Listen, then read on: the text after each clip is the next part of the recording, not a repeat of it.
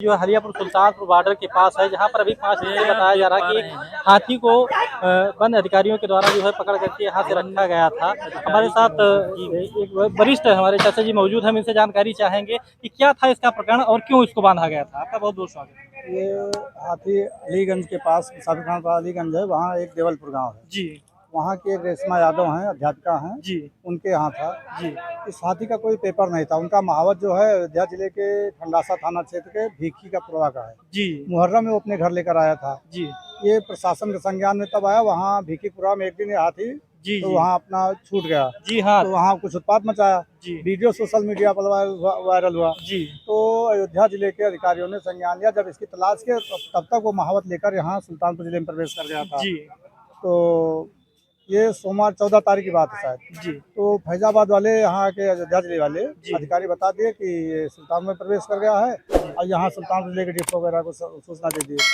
One विभाग वाले सक्रिय हुए, यहाँ लेकर आए। तो हाथी के महावत तो उस समय कोई पेपर दिखा नहीं पाए। जी रोजन नाम है उसका, जी और उसकी मालकिन है रेशमा यादव, कोई पेपर नहीं दिखा पाए। जी हाथी तब से यहाँ आलियापुर में वन विभाग के देख में खड़ा कर दिया गया। उधर न्यायालय में चला। न्यायालय में 17 तारीख को जी आदेश हो गया कि ये सरकारी संपत्ति मान ली गई कोई पेपर ना देने पर। तो ये चला गया सरकार संरक्षण में। जी तो वन विभाग ने अपना उनको रखने व्यवस्था कहाँ है, वो अपना लखनऊ हेड ऑफिस सूचना दिए। जी वहाँ से मथुरा में है, फरेह में है जी हाथी संरक्षण केंद्र। जी वहाँ की टीम आई और उनकी देखभाल में यहाँ इलाज भी चलता रहा इसका, जी बीमार ना हो। जी और उसके बाद वहाँ से आज वाहन आया, जी हाथी को वहाँ लेकर गए। इधर रेशमा यादव और महावत के खिलाफ FIR दर्ज है वन्य जीव अधिनियम के तहत। जी और जो महावत जेल में है, रेशमा यादव भी बाहर है।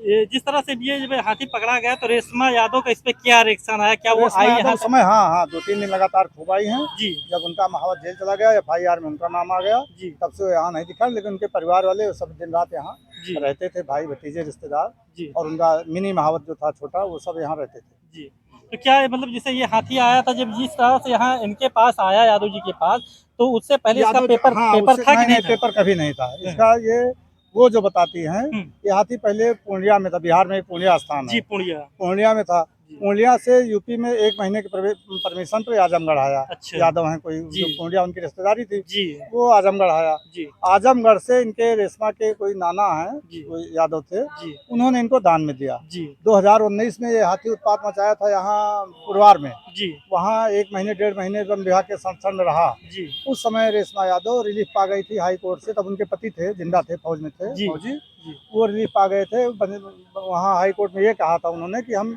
1 महीने में इसका पेपर प्रस्तुत कर देंगे। जी तब से वो एक पेपर नहीं प्रस्तुत कर पाए, उसी हवा में चलता रहा।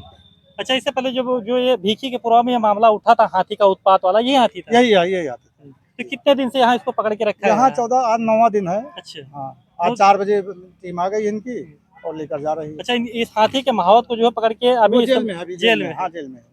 तो जिस तरह से हाथी भी यहाँ कुमारगंज में पकड़ा गया था और अभी वन विभाग की टीम के द्वारा यहाँ से अभी हम आपको दिखाने का प्रयास भी कर रहे हैं, हमने जो कैमरे के माध्यम से जो है कवरेज किए हैं, यहाँ भी ये बंधा हुआ था और अभी थोड़ी देर पहले यहाँ से लेके गए हैं मथुरा की टीम के साथ जो है।